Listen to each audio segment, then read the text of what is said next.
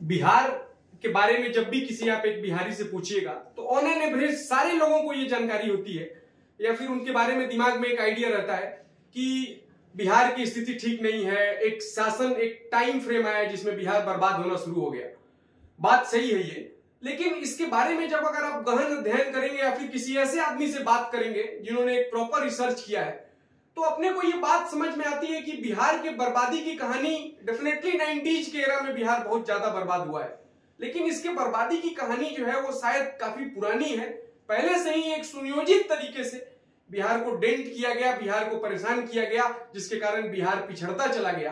तो हम लोग इस वीडियो में डॉक्टर कुमुद रंजन जी के साथ एक डिस्कशन करेंगे जिसमें समझेंगे कि बिहार जो है वो बर्बाद कैसे हुआ। मतलब बेसिकली बिहार के बर्बादी की कहानी को हम लोग 1-1.5 घंटे में वाइंड अप करने की कोशिश करेंगे कि एक ठोस आइडिया आपको भी समझ में आए। अगर आप बिहारी हैं तो आप डेफिनेटली इसमें रुचि दिखाएंगे, आपको भी इंटरेस्ट आएगा या फिर चीजों को समझेंगे फैक्चुअली, स्टैटिक्स के माध्यम से।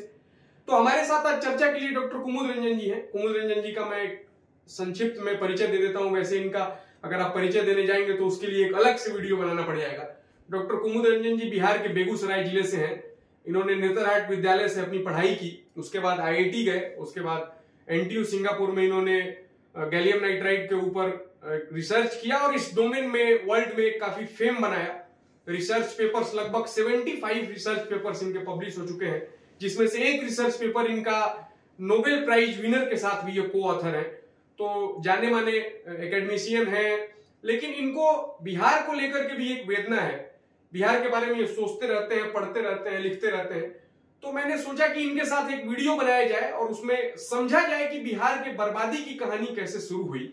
तो कुमुद जी, बर्बादी की कहानी शुरू बहुत सारे टर्म्स पे, बहुत सारे कॉलम्स में बिहार जो है वो बर्बाद हुआ होगा, बट मैं चाहूंगा इस वीडियो की शुरुआत आप बताइए कि हम लोग ऐसा सुनते हैं कि बिहार की आर्थिक स्थिति ठीक नहीं है, आर्थिक तौर पे हम लोग काफी पिछड़े हुए हैं। तो ये एक सबसे पहले आप एक मोटा मोटी तौर पे समझाइए कि आर्थिक स्थिति में पिछड़े रहने का क्या मतलब है। सबसे पहले धन्यवाद मानस जी कि मुझे आज इस एपिसोड में बुलाने के लिए, परिचय के लिए भी धन्यवाद। और बिहार की जनता से मैं सबसे पहले बिहार की जनता को नमन करता हूं। उसी मिट्टी से पला बढ़ा, जैसा कि आप बताए, नेतरहाट से आगे चला, फिर एक एज ए साइंटिस्ट DRDO में भी जॉब किया, उसके बाद नई चीजों को सीखने के लिए बाहर गया। लेकिन इन सब का उद्देश्य बस यही था कि सिर्फ व्यक्तिगत रूप से नहीं, कि हम उस शिक्षा व्यवस्था को समझें, उस कार्य को समझें, ताकि भविष्य में हम बिहार के लिए कुछ कर सके। तो जैसा कि आज आपने विषय उठाया है कि बिहार पिछड़ा, तो बताइए आप, क्या मैं इंडस्ट्री से शुरू करूं कि राजनीतिक स्थिति से शुरू करूं, कि शिक्षा से शुरू करूं? नहीं, डेफिनेटली हम लोग सारे चीजों पे आएंगे, पर आप एक मोटा मोटी तौर पे पब्लिक को 2-3-4 लाइन में एक ब्रीफली समझाइए कि आर्थिक स्थिति पे पिछड़े रहने का क्या मतलब समझे इन जनरल पब्लिक। सही कहा आपने। देखिए, हमारी आर्थिक स्थिति का क्या मतलब होता है कि हमारे पास जो बेसिक नेसेसिटी है, बेसिक नीड है, वो होना चाहिए। तो इसके लिए एक मूल्यांकन, एक पैरामीटर होता है कि आपका इनकम कितना है, आपका पर कैपिटा इनकम कितना है, आपकी उस समाज में स्थिति क्या है। तो उस तरह से बिहार की स्थिति जानने के लिए बिहार की अन्य राज्यों से तुलना करते हैं। अच्छा। कि वहां अन्य राज्यों का जो पर कैपिटा इनकम है उसमें बिहार का क्या इनकम है, और इस तरह से एटलीस्ट एक पैरामीटर से हम बता सकते हैं। तो बिहार अन्य राज्यों की तुलना में बिहार का पर कैपिटा इनकम जो है वो सबसे नीचे आता है भारत की राज्यों में। ओके, तो मतलब आप एक टर्म से, जो कि और भी बहुत सारे टर्म्स होंगे, तो उस टर्म से आप बेसिकली समझाने की कोशिश कर रहे हैं कि इसमें ये टर्म में हम लोग जो है इस मतलब पीछे है बिहार में, जिसका कारण ये है कि लेट से पर कैपिटा इनकम हमारा कम है। लेकिन कुमुद जी, एक कॉन्ट्राडिक्टरी बात ये आती है कि बिहार सरकार के ऑफिशियल्स, कई बार न्यूज़पेपर्स में भी हम लोग पढ़ लेते हैं या फिर इसको हाईलाइट कर दिया जाता है, खास करके इलेक्शन के टाइम में, कि हम लोग का ग्रोथ रेट सबसे ज्यादा है। मतलब हम लोग काफी, इंडिया में सबसे तेज ग्रोथ रेट है हमारा। तो वहां पे पब्लिक को ऐसा साउंड होता है कि जब सबसे तेज ग्रोथ रेट है तो सबसे बढ़िया डेवलपमेंट हो रहा है हमारे यहाँ। लेकिन आप जो बता रहे हैं कि बाकी पैरामीटर्स में हम लोग पीछे चले जाते हैं, तो ये कंफ्यूजन का स्टेट नहीं हो, तो थोड़ा इसको क्लैरिफाई करिए कि ये डाटा गवर्नमेंट कुछ और दे रही है और उसके बेसिस पे डिस्कशन कहीं और चला जाता है और वास्तविक स्थिति कुछ और है। तो इसका क्या इन जनरल सामान्य जनता क्या समझे, इसमें कंफ्यूज हो जाए कि आप किसको क्लैरिटी दे सकते हैं? आप सही कहे, लेकिन इसको समझने के लिए कि जैसे कि जो डेटा बताया गया, जैसे डेटा क्या बताएंगे कि भाई मेरा जो है राज्य का ग्रोथ रेट जो है, GSDP है, ये ग्रोथ रेट मेरा 20% है। और भारत का 7.5% है, अन्य राज्य का 8% है, 10% है, यही कहना चाह रहा है। यही तो देखिए एक बात बताइए मानस जी, एक बच्चे को 30 नंबर आता है पिछले साल, इस साल 40 नंबर आ जाता है, ठीक है, कितना ग्रोथ हो गया? 30% से ज्यादा, 33%, ठीक। और एक बच्चे को 80 नंबर आता है और उसको 85 नंबर आता है इस साल, तो उसका 5% लगभग ग्रोथ हुआ। तो 30 नंबर वाला कह रहा है कि मेरा ग्रोथ रेट 30% हुआ। अच्छा, समझे? और अच्छा बच्चा क्या कह रहा है कि मेरा 5% ग्रोथ रेट है। बिहार के साथ वही हुआ मानस जी, चूंकि इसका जीडीपी इतना कम है कि इसका 20% ग्रोथ रेट भी बहुत कम होता है। तो इस तरह से बिहार के जो सचिवालय है, जो डेटा रिलीज करता है, या जो विधानसभा जो डेटा रिलीज करती है अपने बजट में, कहती है कि मेरा ग्रोथ रेट अच्छा है, तो यहाँ पे वो परसेंटेज नहीं काम करना चाहिए, यहाँ पे वो नंबर दिखाना चाहिए। हाँ, क्योंकि ग्रोथ रेट किसके लिए है? बिहार के हर जनसंख्या हर इसके लिए है, तो उसको नंबर में दिखाना। तो कुमुद जी, क्या आप इस तरीके से, मतलब हम लोग इसको कंक्लूड कर सकते हैं कि जो ये डाटा बता करके पब्लिक को गुमराह करने की कोशिश की जा रही है, तो बहुत प्रकार का घोटाला हम लोग जानते हैं, तो शायद ये डाटा स्कैम तो नहीं है? ये देखिए, ये सही बात है, ये आपने अच्छा टर्मिनोलॉजी यूज किया, ये एक डेटा स्कैम ही है कि डेटा जो परसेंटेज में उन्होंने दिखा दिया, उनको ऐसे नहीं दिखाना चाहिए था, ठीक। उनको दिखाना चाहिए था कि हमारा पर कैपिटा हमने इस साल कितना ग्रोथ किया है। ये बहुत बड़ा डेटा स्कैम है। जहां पे उनको नंबर में दिखाना चाहिए वहां परसेंटेज में दिखा रहे हैं, जहां परसेंटेज में दिखाना चाहिए वहां नंबर में दिखा रहे हैं, तो ये एक झोलमाल है। तो ये तो स्कैम है, पर कुमुद जी आपके पास, क्योंकि आपने काफी रिसर्च किया है, तो क्या आपके पास कुछ ऐसा मटेरियल है स्लाइड्स में, या फिर जैसे कि पब्लिक को दिखा करके आप समझा पाए कि ये एक्चुअली हम लोग पीछे हैं, इस पैरामीटर में पीछे हैं, ताकि लोगों को थोड़ा क्लैरिटी आ पाए? देखिए, एक स्लाइड मैं आपको दिखा रहा हूं, जिसमें बहुत सारे 3-4 पैरामीटर्स को हम दिखा सकते हैं। जैसे एक ये देखिए, मान लीजिए यहीं पे देखिए आप, ठीक है। आप अगर जनसंख्या के दृष्टिकोण से देखेंगे तो ठीक है, बिहार की जनसंख्या हम कितने भी कहें, लेकिन जनसंख्या पॉपुलेशन डेंसिटी सबसे ज्यादा है। सही बात है, हमारे राज्य पर दबाव सबसे ज्यादा है, ठीक। चाहे उसके बाद देखिए पर कैपिटा इनकम, आप यहां पर देखिए पर कैपिटा इनकम, ये पर कैपिटा जीडीपी भी देखिए, उसको इनकम भी कहेंगे। ये देखिए पूरे राज्य की तुलना में आप यहां देख लीजिए, ये सबसे पीछे है, सबसे पीछे है। नंबर्स में भी देखिएगा तो ये लगभग 1 लाख से भी कम आता है, ये सबसे पीछे है। मतलब ये एक्चुअल पैरामीटर है, जिसके एक्चुअल पैरामीटर है, क्योंकि जो जीडीपी है पर कैपिटा वही आपका रिफ्लेक्शन करता है कि आपकी। अब ये देखिए बजट, अभी बिहार का बजट लगभग 3-3.5 लाख करोड़ का है। 14 करोड़ लोगों के लिए मात्र 3.5 लाख का करोड़ का है। ये आप नहीं कहेंगे, क्योंकि छोटे राज्य की तुलना में, गोवा के राज्य की तुलना में तो ये बहुत ज्यादा होगा। लेकिन ऐसे दिखाएंगे हम तो परसेंटेज में, मतलब ये तो गड़बड़ा जाएगा। तो उसको डिवाइड करना पड़ेगा पॉपुलेशन से। उसमें देखिए आप सबसे पीछे, आप देखिए तेलंगाना सबसे आगे है, केरला, हरियाणा, राजस्थान, ऐसे तमिलनाडु सबसे पीछे है हम लोग, सबसे पीछे हैं हम लोग। फिर टैक्स देखिए, टैक्स एक पैरामीटर होता है कि टैक्स कलेक्शन कितना हुआ, ठीक है। इससे भी पता चलता है कि चलिए आपके राज्य से में जितनी इनकम हो रही है या लोगों की इनकम हो रही है, तो टैक्स हम दे रहे हैं। तो टैक्स में भी देखिए बिहार जो लोएस्ट टैक्स रेवेन्यू है, बिहार से है। ये सारे पैरामीटर्स झूठे नहीं हो सकते हैं। सिर्फ ग्रोथ रेट परसेंटेज जो आप कह रहे थे कि सिर्फ वही पैरामीटर दिखा करके हम बता दें कि बिहार बहुत आगे चल रहा है, वो नहीं हो सकता। तो ये एक तरीके से बरगलाने की कोशिश है। कोई भी पॉलिटिकल पार्टी के लीडर हो, वो सिर्फ ग्रोथ रेट या फिर ये बता करके वो पब्लिक को गुमराह कर रहे हैं, इसके अलावा कुछ नहीं। एक्चुअल डाटा यहां है कि हम लोग सब पैरामीटर में सबसे पीछे हैं, सब इंडिकेशन है, और पर कैपिटा इसका सबसे बेस्ट इंडिकेटर है। तो ये इन्होंने बहुत बढ़िया एक स्लाइड बनाया जिसमें ये बता रहे हैं कि किस प्रकार से actual scenario, on ground scenario क्या है। तो कुमुद जी, ये तो बिहार की आर्थिक दुर्दशा की बात हो गई, पर मैं जब पढ़ रहा था या फिर ऐसा सोच रहा था कि आपके साथ जब इंटरव्यू करूंगा तो एक मतलब मैंने पढ़ा और सोचा कि आपसे कुछ सवाल पूछे जाएं, तो मैंने लिस्ट किया है। तो मैं बेसिकली स्टार्ट ये करता हूं कि ये ठीक है, अभी आर्थिक स्थिति हमारी बहुत खराब है, ठीक है, लेकिन इसकी शुरुआत कहीं ना कहीं से तो हुई होगी। हाँ, इंडिपेंडेंस के तुरंत बाद हो गया या फिर बाद हुआ। 1990 का दशक तो बाद में आया ना, 1947 से 1990 के बीच में एक बहुत बड़ा टाइम फ्रेम है। तो आप थोड़ा इसको बता पाएंगे क्या कि नहीं हमारी स्थिति उस समय ठीक थी या पहले से ही गड़बड़ थी, ताकि पब्लिक को और क्लैरिटी आए कि हमारी बर्बादी का जो मतलब सिलसिला है या फिर सफर है वो एग्जैक्टली स्टार्ट कहां से हुआ था। तो कुमुद जी, थोड़ा इसको आप समझा देंगे। देखिए, बड़ा अच्छा सवाल पूछा आपने। ज्यादातर जब ऐसे प्रश्न आते हैं तो एक ही लगता है कि 1990 के बाद बिहार बर्बाद हुआ, जिसमें कि जंगल राज के कारण हुआ, ठीक है, क्योंकि हम लोग उसी दौर में थे, तो हमने देखा है वहां से पलायन होते हुए, चाहे वो आदमी को चाहे इंडस्ट्री को हो। लेकिन एक बात जो आपने कहा, तो अगर एज ए साइंटिस्ट मैं यही कहूंगा कि 1952 एक ऐसा टर्निंग पॉइंट था जिस समय नेहरू जी के द्वारा एक फ्रेट इक्वलाइजेशन पॉलिसी लाया गया। अच्छा। ठीक है, फ्रेट इक्वलाइजेशन पॉलिसी। इसमें क्या हुआ कि देखिए, जो अगर आप यहाँ पे देखना चाहें तो बिहार झारखंड में जो लगभग हमारा जो झारखंड से जो सामान निकलता था, रॉ मटेरियल, कच्चे माल, जैसे आप देखिए कोयला, सीमेंट वगैरह, तो झारखंड में अगर 100 रुपया कॉस्ट, ठीक, तो इसका कॉस्ट तमिलनाडु पहुंचते पहुंचते 150 रुपया हो जाता था। ठीक, नेहरू सरकार ने क्या किया, तमिलनाडु ही उसका कॉस्ट 100 रुपए ही कर दिया। अच्छा, और रेस्ट उसको सब्सिडी दे दिया। मतलब जितना बिहार में रेट में बिकेगा वही रेट पे वहां भी मिलेगा, चाहे वो गोवा में हो, चाहे इधर कर्नाटका में हो, चाहे तमिलनाडु में, कहीं भी।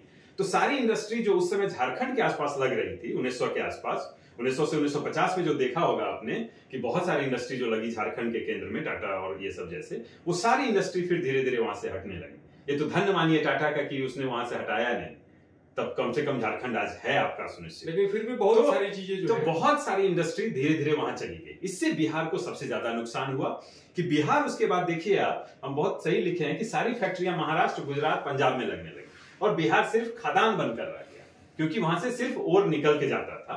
तो बिहार क्या हुआ, एक प्रोवाइडर, बिहार जो है वो सिर्फ और सिर्फ प्रोवाइडर बन गया, वो कभी प्रोड्यूसर नहीं बन पाया 1950-52 के आसपास।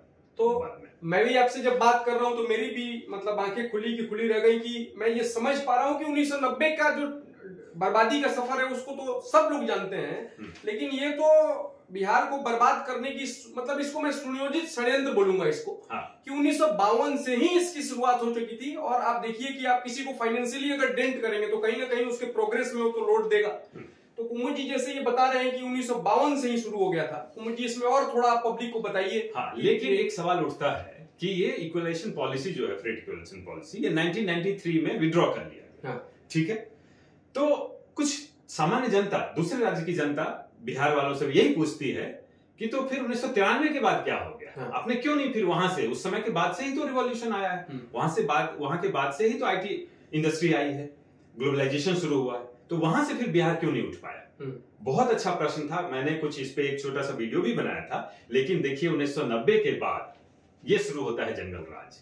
जिस समय आईटी इंडस्ट्री लगनी थी उस समय बिहार से पलायन का दौर चल रहा था, लोगों का भी, इंडस्ट्री का भी। उसी जंगल राज में बिहार में अपहरण, रंगदारी, माफिया, ये सब से इंडस्ट्रियलिस्ट डर गए। धीरे धीरे आईटी इंडस्ट्री भी नहीं लगी, तो जो बची खुची आपकी हार्डवेयर इंडस्ट्री थी, कोर इंडस्ट्री थी, वो भी नहीं लगी फ्रेट इक्वलाइजेशन पॉलिसी के कारण। और उसके बाद जो आईटी इंडस्ट्री आनी थी वो भी नहीं लगी 90s के बाद से। तो मतलब कुल मिलाकर के इस प्रकार से बात समझ में आ रही है। आपने शायद एक ग्राफ भी बनाया था, उसको अगर आप दिखा पाए तब तक मैं ये बात को समझने की कोशिश करता हूँ। ये इंडस्ट्री का, कि इस ग्राफ को हम लोग देखेंगे कि शुरू में हम लोगों के पास ज्यादा इंडस्ट्री थी, फ्रेट पॉलिसी के कारण ये लगातार डिटोरिएट होना शुरू हुआ। उस ग्राफ को एक बार लाइए। हाँ, मैं ला रहा हूँ आपको ये दिखाने के लिए कि यहाँ से ये देखिए। पहले तो ये देख लीजिए कि 1970 के आसपास लगभग बिहार में 5% इंडस्ट्री थी पूरे भारत में, 70 के आसपास, इवन इक्वलाइजेशन पॉलिसी के बाद भी। वो देखिए लगभग आपको 2011-12 में 2% घट के आ गया। जनसंख्या, मेरे बिहार की जो जनसंख्या है, मैं बता देना चाहता हूँ कि लगभग 10% है। अगर 140 करोड़ से 14 करोड़ पकड़ लीजिए तो 10% जनसंख्या है। तो सामान्य तौर पे 10% होना चाहिए। अरे 9% होगा, 11% भी हो सकता है, लेकिन अभी हमारे पास इंडस्ट्री है 2.3%।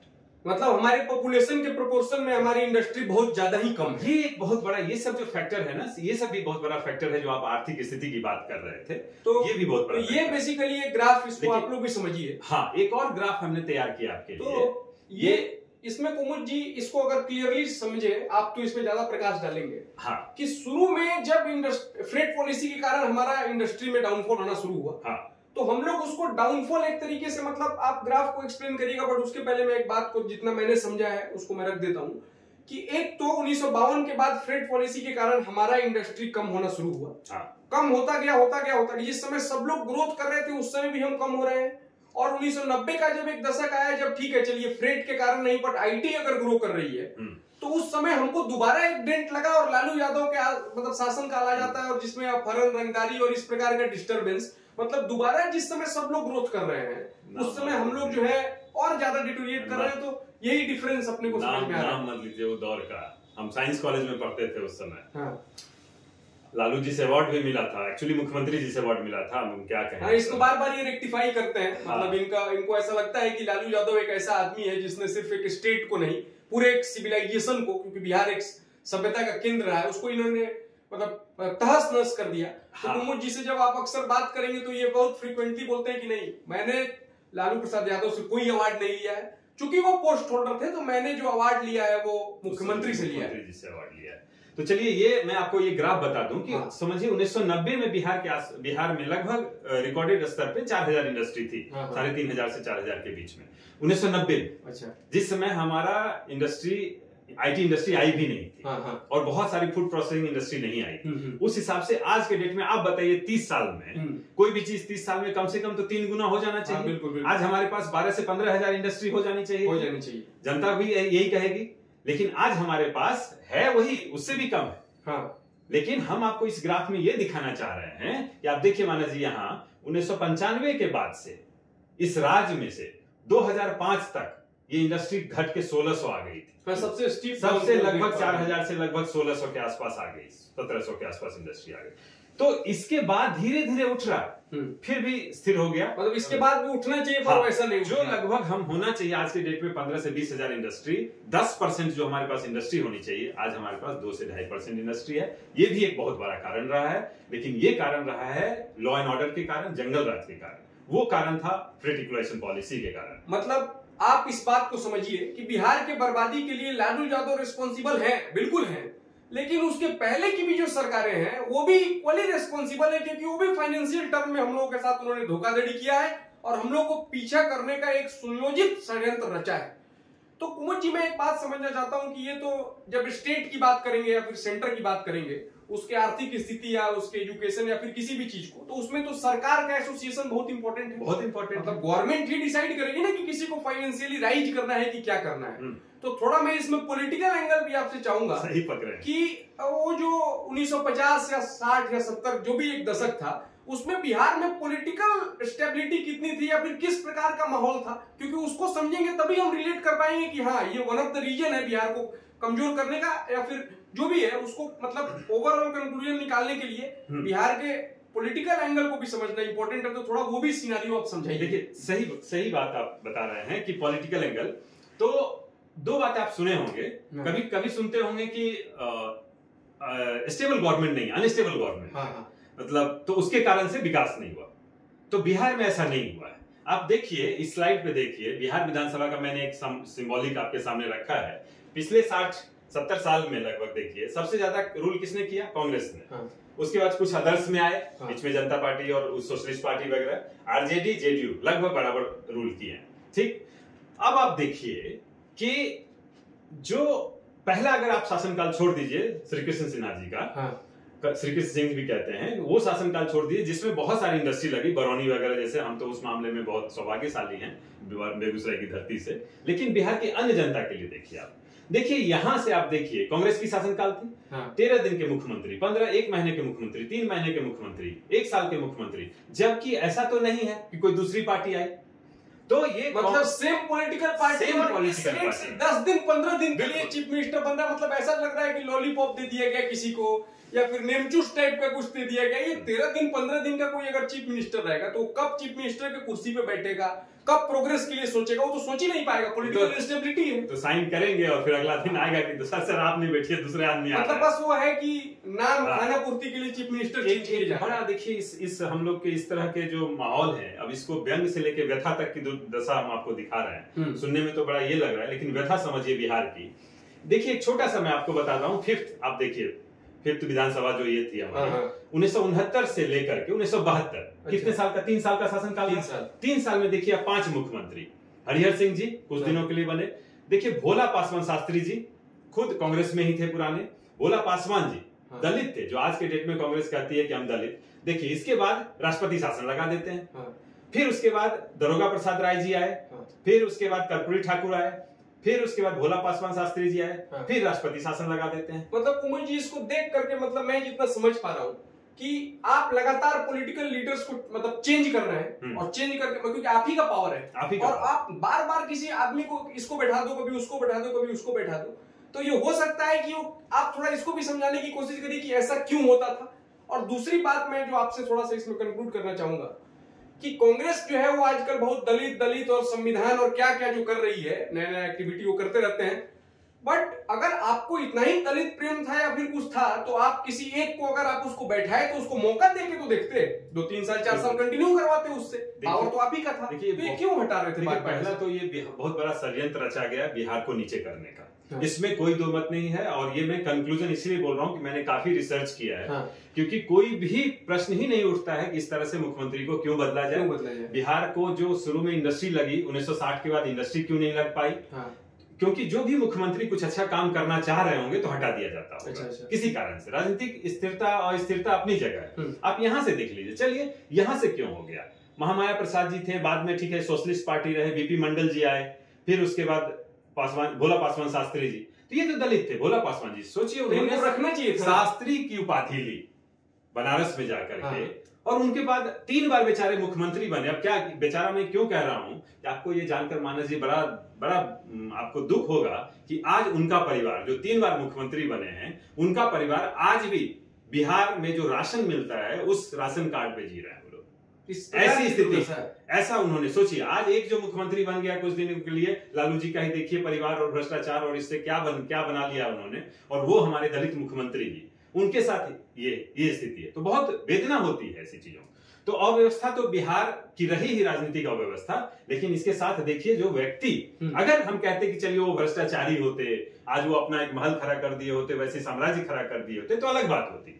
लेकिन उनके पास कुछ भी नहीं है, द्योतक है इस बात का, ज्ञान में भी श्रेष्ठ थे वो, फिर भी उनको हटा के दूसरे को मुख्यमंत्री बना दिया जाता था, और वो उसको भी 1 साल के बाद हटा दिया जाता। तो मतलब ये एक तरीके का झूठ मूठ का अभी नाटक ड्रामा जो लोग कर रहे हैं कि हमको दलित प्रेम जग गया। अगर उनको प्रेम है तो मौका दे दो ना सामने वाले आदमी को, माने एक और देखिए राम सुंदर दास जी, ये भी तो आते हैं उसी में दलित में, इनको भी हटा करके फिर राष्ट्रपति शासन लगा दिया गया।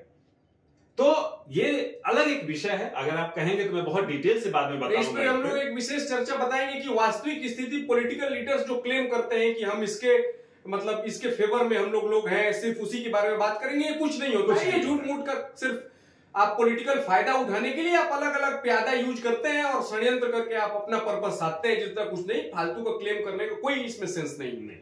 तो कुमार जी उस पर तो हम लोग एक बार विस्तृत चर्चा बनाएंगे। तो ये इन्होंने बताया कि पॉलिटिकल इंस्टेबिलिटी बिहार में किस तरीके से थी। तो जो राज्य में अगर सत्ता ही जो है बैलेंस तरीके से नहीं रहेगी तो उसमें आप डेवलपमेंट तो बहुत सेकेंडरी टर्शियरी इशू हो गया। आपको पॉलिटिकल इंस्टेबिलिटी है तो क्या आप प्रोग्रेस के बारे में सोचिएगा? तो आप सोचिए कि पहले फ्रेड पॉलिसी, फिर पॉलिटिकल इंस्टेबिलिटी और उसके बाद आपका ये जंगल राज, तो ये तीनों चीजें मिला करके बिहार को इन्होंने बहुत लंबा डेंट किया है।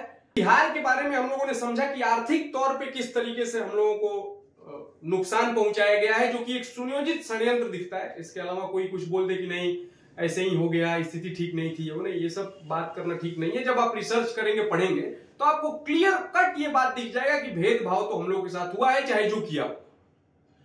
ये तो आर्थिक चीजें हो गई। बट बिहार के बारे में जब आप बात करेंगे तो बिना एजुकेशन को डिस्कस किए बिना आप बिहार के टॉपिक को स्किप नहीं कर सकते, क्योंकि ये आज ये 50 साल या 60 साल की बात नहीं है, ये बहुत पुरानी सभ्यता है और जिसका मूल रहा है एजुकेशन, शिक्षा के केंद्र रहे हैं। एक से एक जीनियस ब्रिलियंट लोग पैदा होते हुए आए हैं और अभी भी हो रहे हैं, शार्प ब्रेन होते हैं। तो लेकिन जब उसको आप ढंग से देखेंगे तो हम लोग जितना एजुकेशन में आगे थे, अचानक पीछे जाना शुरू हुए और अभी तो बहुत दुर्दशा है। तो कुमुद जी, जैसे आर्थिक दुर्दशा हुई, उस पर थोड़ा पब्लिक को आप सामान्य शब्दों में, चूंकि बहुत अच्छे तरीके से आप समझा रहे हैं, तो एजुकेशन में किस तरीके से हम लोग पीछे चढ़ते चले गए, इसके बारे में भी कुछ बताएंगे आप? जरूर। देखिए बहुत सही बात है कि जो आर्थिक दुर्दशा जैसे हुई, ऐसे ही हमारी शैक्षणिक दुर्दशा भी हुई। जहां अच्छे यूनिवर्सिटी बनने थे, वहां पे चरवाहा विद्यालय बना, ठीक है, वो बना, आपको जो बनाना है बनाइए, लेकिन किसी बड़े संस्था को, किसी ऐसी सारी संस्था को बर्बाद मत कीजिए। ठीक है, चलिए आप जानना चाहते हैं तो हम आपको बहुत तरीके से बता सकते हैं, डेटा से बता सकते हैं। आप जैसे शैक्षणिक दुर्दशा कहते हैं, इसका क्या मतलब है कि जो सबसे पहले बिहार के बजट में शिक्षा पे खर्च क्या होता है। क्योंकि एक तरफ तो आप कह रहे हैं कि बिहार के यही बच्चे भारत में सबसे ज्यादा अपनी छवि बना रहे हैं, चाहे वो सिविल सर्विसेज में हो, चाहे वो साइंटिस्ट में हो, चाहे इंजीनियर्स में हो, आज आईटी इंडस्ट्री में देख लीजिए, हर तरह से। हाँ, अब दिनकर जी से खैर उस समय की क्या बताऊं मैं आपको। तो आप कहना एक तरफ तो चाह रहे हैं कि कुछ अच्छे लोग, बहुत अच्छे लोग भी हैं, लेकिन जब हम मैथमेटिक्स में एक पैरामीटर कहते हैं स्टैंडर्ड डेविएशन, जो आप रेंज देखिए अच्छे से बुरे तक का, तो आपको जब गॉसियन प्रोफाइल बनाएंगे तो आप सब शुरू के कुछ लोग बहुत अच्छे हैं, उसके बाद स्थिति इतनी खराब हो गई है, इतनी खराब हो गई है कि 10th पास नहीं कर पाते हैं, 12th कर नहीं पाते हैं, और कर भी लिए अगर किसी तरह से तो वो आगे रोजगार नहीं कर पाते हैं और उनको मजदूर बनना पड़ता है मजबूरन। तो ये इसके लिए हम आपको बिहार का अगर चाहेंगे तो थोड़ा शिक्षा बजट पर अगर हम आपको चाहें तो बता सकते हैं। मुझे बस आपके शिक्षा बजट को हम लोग बिल्कुल सीखना चाहेंगे, बट आप जो बोल रहे हैं उसको थोड़ा मैंने जो समझा है तो सोचा आपके सामने एक्सप्रेस कर दूं ताकि कम्युनिकेशन बेटर बना रहे। कि भैया ने जैसे बात की कि गॉसियन सरफेस या फिर गॉसियन ग्राफ, वो डिस्ट्रीब्यूशन होता है कि किस तरीके का पॉपुलेशन जो है वो किस रेंज में है, किस में है, वो टेक्निकल टर्म है, बट सामान्य भाषा में अगर हम लोग उसको समझें तो ये बात सही है कि बिहार के बच्चे आज आईपीएस ज्यादा है, इंजीनियर ज्यादा है, आईटी फील्ड में ज्यादा है, बहुत सारे जहां पे मेरिट का रिक्वायरमेंट है उसमें हम लोग बहुत अहेड हैं। लेकिन इसको समझने की जरूरत है कि बिहार के बच्चे आईटी में ज्यादा अच्छा कर रहे हैं, वो बिहार में रह करके थोड़ी कर रहे हैं, बिहार से बाहर रह करके कर रहे हैं। बिल्कुल सही। बिहार से बाहर के कॉलेजेस में पढ़ रहे हैं और उसको पढ़ने के बाद वो बहुत अच्छा कर रहे हैं, जिससे स्टेट का डेफिनेटली नाम तो होता है।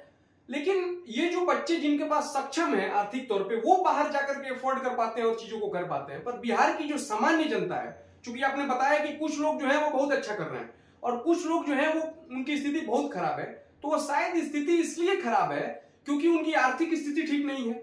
वहां पे बिहार में अगर लोकल तौर पे अगर अच्छे कॉलेजेस, आईटी इंडस्ट्रीज या फिर medical college, engineering college, law college, ये सब सारी चीजें अगर अच्छी रहेंगी तो वहां का गरीब आदमी भी उसको एफोर्ड कर पाएगा और वो भी अच्छा कर पाएगा।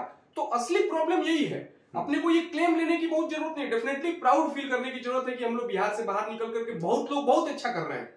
पर उन लोगों का क्या जो बिहार में रह रहे हैं और पीछे छूटते चले जा रहे हैं। तो कुमत जी का बेसिक इंटेंट यही था। मैंने भी जब इनसे बात की तो मैंने समझा कि नहीं, इस पे डेफिनेटली चर्चा की जानी चाहिए। तो उस पे कुमत जी आप थोड़ा बताइए। देखिए, सबसे पहले जो स्थिति होती है वो होता है बेसिक एजुकेशन। बेसिक एजुकेशन जो प्राइमरी एजुकेशन है पहले बहुत अच्छी थी। अभी क्या हो गया है कि स्कूलों में शिक्षण, कहीं आप टीचर्स का अपॉइंटमेंट सब बंद हो गया, कॉलेज में बंद हो गया 90 के बाद से। तो उस बीच में स्थिति बहुत गड़बड़ाई। तो आप कहेंगे कि बंद हो गया, मतलब क्या था? मतलब जो बजट था बिहार का, उसमें से शिक्षा का बजट को बहुत कम कर दिया गया। अच्छा। अब कहें, अब वही आप अगर देखिएगा तो आपको जनसंख्या में, चलिए डेटा में हम आपको दिखाते हैं। डेटा ज्यादा अच्छा है। अब आप देखिए टोटल बजट, देखिए हमने ये लिखा है, जो बजट पेश होता है उसमें शिक्षा का बजट कितना है।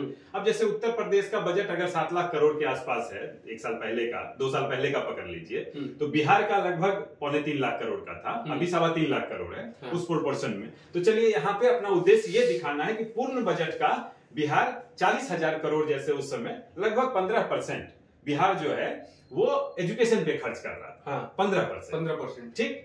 तो देखिए परसेंटेज में देखिए लगभग बिहार आगे ही है, कहीं तो पीछे नहीं। गवर्नमेंट ऑफिशियल्स क्लेम कर देंगे कि ये सबसे ज्यादा परसेंटेज, हम सबसे ज्यादा परसेंट, पर ये स्कैम है। ये देखिए कैसे घोटाला है।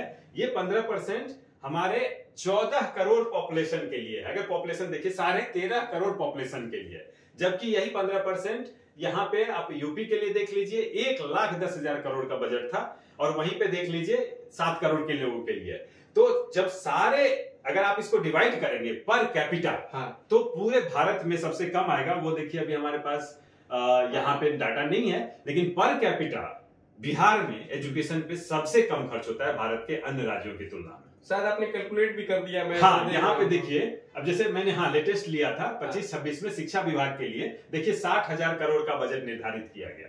60,000 करोड़, चलिए 14 करोड़ में से आप जो भी ले लेंगे, लेकिन हम पूरे पॉपुलेशन से डिवाइड करते हैं। हालांकि पढ़ने वाले मान लेते हैं हम 40% यहाँ के, पर सारे जगह जब टोटल पॉपुलेशन से डिवाइड किया जाए तो यहाँ भी कीजिए। देखिए 4,000 रुपया आता है एक बच्चों पे, एक साल। और डेवलप्ड स्टेट में यही 15,000 जा रहा है, 16,000 जा रहा है, ऐसे जा रहा है। मतलब 4 गुना जा रहा है। और परसेंटेज में हम लोग क्लेम कर रहे हैं कि ज्यादा है, लेकिन एक्चुअल फिगर ये है कि हम लोग को मिलता है 4,000 और बाकी जगह मिल रहा है 16,000। चूंकि आप बहुत चीज कवर करते हैं, तो आगे से जब भी परसेंटेज वाला आएगा तो परसेंटेज पे क्वेश्चन जरूर उठाइएगा। हम आप लोगों से भी कहेंगे कि क्वेश्चन जरूर उठाइएगा, उसको एक्चुअल डेटा में समझने की कोशिश कीजिएगा। डेफिनेटली ये तो एक मतलब आई ओपनिंग है कि एक्चुअल सिनेरियो यहाँ है कि हम लोग जहाँ डेवलप्ड स्टेट को 16,000 रुपया आवंटन है मतलब पर एक आदमी पे, वहां हम लोगों को 4,000 मतलब 1/4। चलिए इसी हो सकते हैं कितनी दुर्दशा है। माने जी आप और पूछ रहे थे, तो मैंने एजुकेशन, हेल्थ कंडीशंस पे भी, देखिए स्वास्थ्य पे भी, स्वास्थ्य का सीधा पैरामीटर है नंबर ऑफ मेडिकल कॉलेज। बिल्कुल बिल्कुल। हमारे समय में तो 1 या 2 मेडिकल कॉलेज, 4 मेडिकल कॉलेज हुआ करती थी उसी जनसंख्या के लिए, जहां की हमारा उस समय कर्नाटका में 50 मेडिकल कॉलेज होते थे। तो आप ये देखिए नंबर ऑफ मेडिकल कॉलेज, ठीक है, हम संख्या में भी देखेंगे तो देखिए बिहार में लगभग, अगर हमने यहाँ 10-12 राज्यों को लिया है, बिहार में सबसे कम है। अच्छा देखिए, हाँ, लोएस्ट। अब इसको आप अगर फिर भी पॉपुलेशन से डिवाइड किए तब तो ये और बाहर चला जाएगा, मतलब और ज्यादा दुर्दशा, पता है नेगेटिव में आ जाएगा, मतलब ग्राफ में आएगा। मतलब एक समझिए इसको कि हमारा पॉपुलेशन एक तो बहुत ज्यादा है और हमारे पास मेडिकल कॉलेज भी सबसे कम है, तो हर एक आदमी पे कितना मेडिकल कॉलेज पड़ेगा, इसको अगर हम लोग डिवाइड कर दें तो आपको दुर्दशा, तो आपकी आंखें खुली की खुली रह जाएंगी कि हम लोग कितना पीछे हैं। हाँ देखिए 2-4 मेडिकल कॉलेज, गया, पटना, मुजफ्फरपुर, बस यही सब था उस समय। अच्छा, अभी बहुत सारे प्राइवेट कॉलेजेस वगैरह भी कुछ खुले हैं। हाँ। लेकिन फिर भी ये बहुत, आप इसको कहीं और से भी डेटा ले सकते हैं, लेकिन ये बहुत दुर्दशा। हाँ, मतलब एक मोटा मोटी तौर पे तो डेफिनेटली ये इंडिकेट कर रहा है कि कितनी एक्चुअल में दुर्दशा हुई है हमारे साथ या हो रही है अभी भी। चलिए इसी क्रम में मैं आपको एक कॉलेज, देखिए ITI कॉलेज बहुत इंपॉर्टेंट है, क्योंकि बेसिक इंडस्ट्री को सपोर्ट करें। सारी इंडस्ट्री में जो 2nd-3rd लेवल पे जो होते हैं कर्मचारी, काम करने वाले जितने भी हैं, उनको ITI डिप्लोमा जो वो होते हैं, तो देखिए वो बिहार में भी देखिए, बिहार जबकि देखिए उसमें संख्या इतनी कम थी, मात्र 1500 के आसपास कॉलेज हुआ करती थी इसी 14 करोड़ पॉपुलेशन के लिए। अगर इसको आप इंडस्ट्री के हिसाब से पर कैपिटा के दृष्टिकोण से देखिएगा, हाँ। ये भी सबसे नीचे आ जाएगा, सबसे नीचे आ जाएगा, क्योंकि ये सब जो स्टेट है, उत्तर प्रदेश को छोड़ दीजिए, बहुत बड़ा राज्य है। हाँ। राजस्थान, कर्नाटक, ये सब स्टेट जो है, ये तो हम लोगों से काफी कम पॉपुलेशन है, और फिर भी कॉलेजेस ज्यादा है। कॉलेजेस, एक तो पढ़ाई नहीं हो रही वो अलग बात, ये सिर्फ कॉलेजेस बता रहा हूँ, उसमें टीचर्स अपॉइंटेड नहीं है वो अलग बात है। और ये जो आप लोगों को एक कंफ्यूजन हो सकता है कि ये बाकी स्टेट में जो ग्राफ है ये तो हम लोगों से भी कम है, नहीं, वहां पे कॉलेजेस कम है लेकिन उनका पॉपुलेशन भी कम है। हमारे यहाँ कॉलेज कम है लेकिन हमारा पॉपुलेशन ज्यादा है, तो इसके कारण हम लोग पीछे छूटते चले जा रहे हैं। शायद हाँ, इसलिए हम डेटा को ना पर कैपिटा देखें, हाँ। पर व्यक्ति देखें तो ज्यादा अच्छा रियलिस्टिक होगा। और कुछ है कुमुद जी आपके पास जो एक आई ओपनिंग हो जाए? और तो शैक्षणिक दुर्दशा में अगर आज से 2-3 साल पहले की बात कीजिए, अब तो चुनाव आने वाला है, तो फिर भी राज्य 1 साल से काफी सुधार करते हैं, रोड बनता है, लेकिन वही बात है ना, 30 नंबर के बाद 40 आ जाए तो 30% का ग्रोथ वही वाला हो रहा है। देखिए 12-13 यूनिवर्सिटी हमारे पास बिहार में है। चलिए एक बात बताइए आप मानस जी, बिहार जो 1947-48 के समय में सीवी रमन जी पटना कॉलेज आए थे, पटना साइंस कॉलेज आए थे। अच्छा। उस समय पटना विश्वविद्यालय एक टॉप लेवल पे कॉलेज, टॉप नंबर पे था। पटना साइंस कॉलेज अपने आप में नंबर 1 था लगभग, और आज 5000 रैंक में भी कहीं विश्व में नहीं आता है।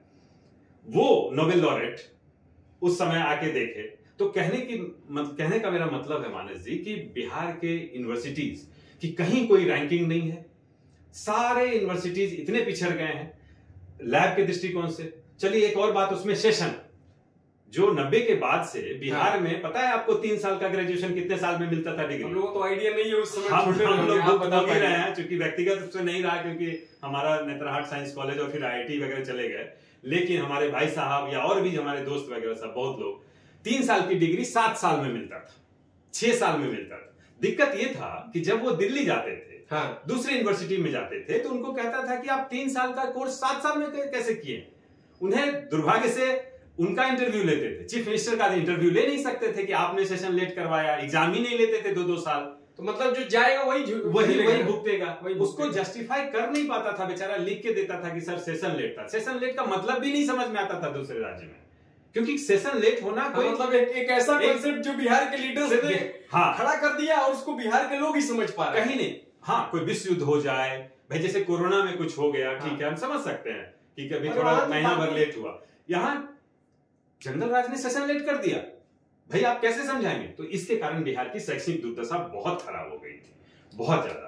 तो सारी यूनिवर्सिटी का रैंकिंग खराब चला गया। अब सब ये आता है कि हम उसको आगे कैसे करें। तो ये सब तो हम लोगों ने प्रॉब्लम्स के बारे में डिस्कशन किया, ऑल्दो प्रॉब्लम पे डिस्कशन अभी समाप्त नहीं हुआ है, लेकिन चूंकि वीडियो को एक फाइनाइट लेंथ में रखना है, तो हम लोगों ने आर्थिक दुर्दशा के ऊपर बात की, शैक्षणिक दुर्दशा के ऊपर में बात की, बट ये सब तो प्रॉब्लम हो गया। बट जब आप किसी एक साइंटिस्ट से बात कर रहे हो और सिर्फ प्रॉब्लम के बारे में बात करेंगे तो शायद वो डिस्कशन को परिपूर्ण नहीं माना जाएगा, वो ठीक भी नहीं है। तो कुमुद जी, चूंकि आप लोगों का एक अप्रोच होता है, आपने काम किया है कि हमेशा सॉल्यूशन ओरिएंटेड और सिर्फ हवाबाजी में सॉल्यूशन नहीं देना है, उसका एक ठोस ग्राउंड पे मतलब सामने को समझ में आए कि हाँ इसका रियलिस्टिक अप्रोच है। तो क्या आपके पास कुछ ऐसा आपने अपने रिसर्च में पाया या फिर कुछ आपने ऐसा सोचा है कि जिसमें आप पब्लिक को समझा पाए कि बिहार को ग्रोथ कराने के लिए रीजन स्पेसिफिक टारगेट बनाने की जरूरत है? ये नहीं कि जनरल बना दी और पूरे बिहार पे थोप दी, ऐसा नहीं होगा। बिहार में एक राज्य है जिसमें अलग अलग रीजन्स है, हर एक रीजन्स की कुछ अलग कैपेबिलिटी है। तो कुमुद जी, कुछ ऐसा आइडिया है कि आपके पास जिसमें आप बिहार के डेवलपमेंटल प्लान को रीजन वाइज समझा पाए? देखिए मानस जी, सही कहा आपने कि जब हम एज ए साइंटिस्ट रिसर्च शुरू करते हैं तो सबसे पहले प्रॉब्लम स्टेटमेंट देखते हैं कि प्रॉब्लम क्या है। तो आपके हिसाब से अभी जैसे हमने है कि बिहार के सारी जो समस्याएं हैं इसका हल निकाला जाए, बिहार को आर्थिक स्थिति से ऊपर उसका ठीक किया जाए, शैक्षणिक व्यवस्था ठीक की जाए, बिल्कुल किसानों की व्यवस्था ठीक की जाए। तो ये सारी व्यवस्था ठीक करने के लिए देखिए हमने बिहार के बारीकी से बिहार के हर एक जिले को लगभग समझने की कोशिश की है। अगर आप बिहार की ऐसे चौहदी देखेंगे तो आप देखिए पश्चिम चंपारण से लेकर के इधर अररिया किशनगंज तक, और आप नीचे देखिएगा तो लगभग इधर बांका तक, उधर कैमूर रोहतास तक आप देख लीजिए। तो ये चौहदी में लगभग आपको ये टारगेट करना होगा कि किस जिले में क्या कर सकते हैं और वो कार्यान्वयन भी करना होगा, और सिर्फ ऐसा नहीं कि पेपर पे बना दिए ऐसा वैसा। तो देखिए आप सबसे पहले इंडस्ट्री को देखेंगे। इंडस्ट्री में बहुत तरह की इंडस्ट्री लगेगी, जहां माइंस मिलते हैं वहां और लगेगी, खनन का होगा, जहां फूड प्रोसेसिंग कर सकते हैं। अब जैसे उदाहरण के तौर पे बेगूसराय में, समस्तीपुर में हमने देखा कि एक समय आलू लोग रोड पे फेंक देते थे, कोल्ड स्टोर में रखने के लिए जगह नहीं था, टमाटर खेत में छोड़ दिए ऐसे। तो यानी कि वैसा फूड प्रोसेसिंग इंडस्ट्री हो। हाँ। इस तरह से आप देखिए, जैसे एक उदाहरण के तौर पे आप देखिए जैसे पटना का जो बेल्ट है, ये सब जो नदी गंगा के आसपास का जितना भी बेल्ट है, अब यहाँ पे फूड प्रोसेसिंग यूनिट हो गई। फूड प्रोसेसिंग होगा तो ये आज के डेट में बहुत एक्सपोर्ट ओरिएंटेड फूड प्रोसेसिंग होने लगी है, पैकेजिंग अच्छी हो गई है, आपको वो सारे गाइडलाइंस नॉर्म्स प्रॉपर कर सकते हैं बिकॉज अब वो पैकेजिंग इंडस्ट्री अच्छी हो गई है। अच्छा। तो देखिए रसायन आईटी पार्क वगैरह ये सब पटना में कैपिटल है, आईटी पार्क भी ठीक है। मुजफ्फरपुर देखिए, लीची कौन नहीं जानता है मुजफ्फरपुर का लीची, बहुत सारी आपको रील भी मिलेंगे इस पर, बहुत सारे। तो खाद्य उत्पाद हो गया, चमड़ा उद्योग हो गया जो पहले से, ये सारे बैठा दिए गए। तो आप बताइए चमड़ा उद्योग में सबसे ज्यादा हमारे कौन भाई इन्वॉल्व है? तो वो दलित भाई इन्वॉल्व है, उनको भी नहीं बख्शा। उनके लिए भी अगर इंडस्ट्री खड़ा कर दी होती बहुत पहले से, मतलब सिर्फ पॉलिटिकल रहा और कुछ नहीं रहा। करना है कुछ।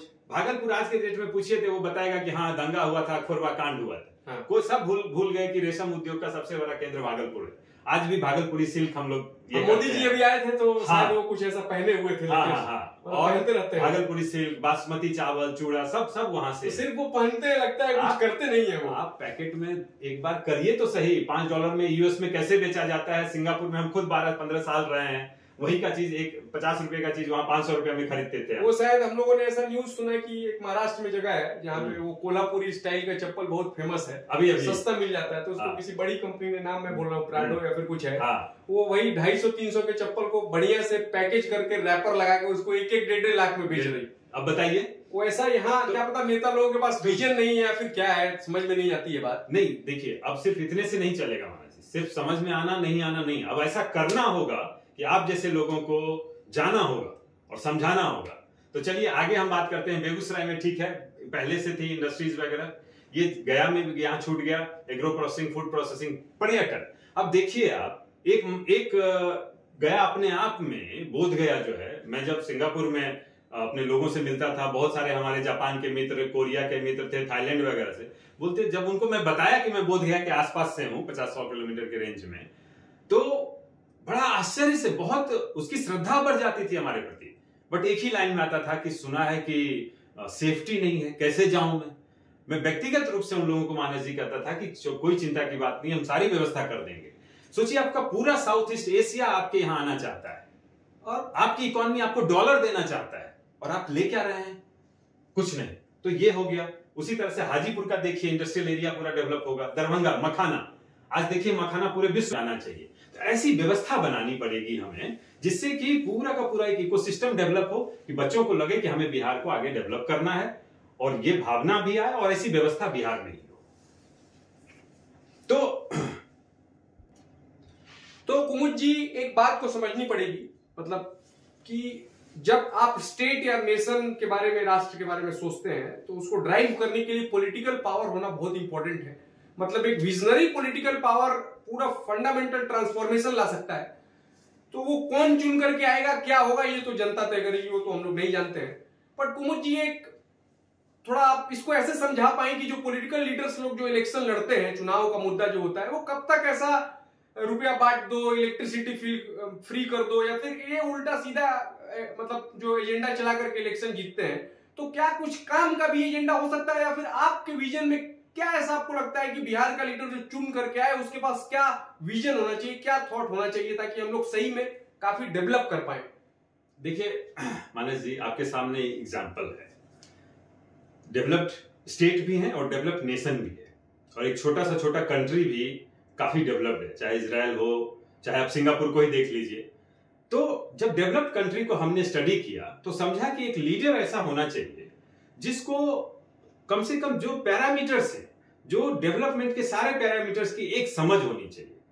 बाद में वो अलग मंत्रालय होगा, अलग सेक्रेटरी होंगे, उनको गाइडलाइन दिया जा सकता है, लेकिन अगर आप इसको जैसे आप डिग्री में बांटे, एजुकेशन पूरी तरह से समझ में आना चाहिए कि एजुकेशन आज के डेट में, इस एजुकेशन को हम किस डायरेक्शन में ले जाएंगे, इंडस्ट्री को किस डायरेक्शन में ले जाएंगे। अभी देखिए, अगर अभी अब क्वांटम फिजिक्स आ रहा है, अभी भी हम बात करेंगे उसी बेसिक इंडक्टर, ट्रांसमीटर और कन्वर्टर की, तो कहां तक जाएगा। तो उसको हर तरह से एक समझ होनी चाहिए। जैसे अभी यहाँ पे देख लीजिए, हमने एक छोटा सा बिहार के एंगल से ये डेवलप किया है कि अभी हमारे पास जैसे स्किल लेबर है, कितने लेबर हैं, लगभग 4 से 5 करोड़ बिहार की वो जनता जो बाहर जाकर काम कर रही है, तो इनके लिए स्किल डेवलपमेंट सेंटर होना चाहिए।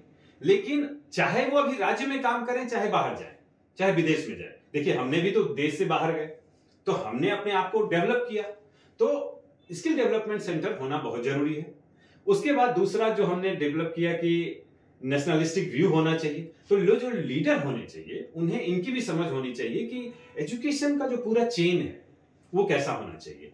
उसी तरह से आप समझिए, उनको ही समझ में आनी चाहिए कि जो लॉ एंड ऑर्डर के लिए टेक्नोलॉजी बेस्ड आज के डेट में हाईटेक पुलिस आ गई है, तो लीडर को ये समझ में आना चाहिए, क्योंकि देखिए बजट का जब एलोकेशन होता है और उस बजट को एलोकेट करने के बाद जो काम करने के बाद जो पैरामीटर्स होते हैं, जैसे आप कितना भी पढ़े, मार्क्स तो आना चाहिए, तो वो समझने के लिए एक ऐसा व्यक्तित्व का होना चाहिए, व्यक्ति जो चाहे मुख्यमंत्री बने, जिन्हें इन सारी चीजों की समझ होनी चाहिए कि जीडीपी का हमारा टारगेट क्या होता है, हम कैसे उसको ग्रो कर सकते हैं।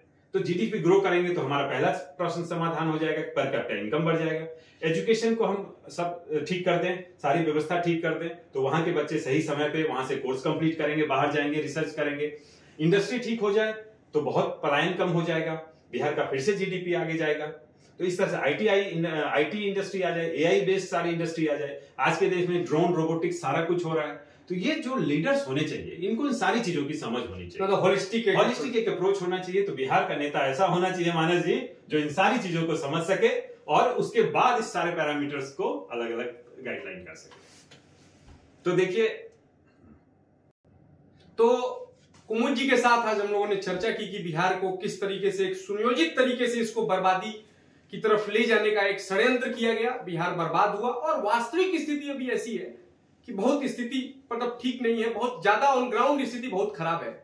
आप लोगों से मैं बस एक बात करना चाहूंगा कि डिस्कशन करते समय कई बार एक चेहरे पे मुस्कुराहट आ जा रही थी या फिर ये हो रहा था, बट आप उसको ये समझिए कि वो चेहरे का मुस्कुराहट जो है ना, उसके पीछे एक बहुत वेदना है, और वो सिर्फ मेरे मन में नहीं है या फिर कुमुद जी के मन में वो वेदना नहीं, वे ये जो भावना है ये हर एक बिहारी के मन अंदर है, और उसको बार बार ये कचोटता है कि हम लोग पीछे छूट गए हैं। किसी मजबूरी में हमको बाहर जाकर के काम करना पड़ रहा है, दूसरे स्टेट में जा रहे हैं, अलग अलग तरीके का चैलेंज होता है, घर से दूर रह करके काम करना पड़ रहा है। तो ये जो एक वेदना है, ये कष्ट है, टीस है, और इसको हर एक बिहारी, ऐसा मोमेंट आता ही नहीं, मतलब ऐसा इसको कोई बोल ही नहीं सकता है कि किसी बिहारी के लाइफ में या फिर किसी महीने में एक बार या फिर एक साल में कभी ऐसा उनके दिमाग में ऐसा हो ही नहीं सकता है कि नहीं आए जब उनको बिहार से रिलेटेड चीजें देख करके एक मन में वेदना नहीं हो या फिर वो इमोशनल नहीं हो जाते हो।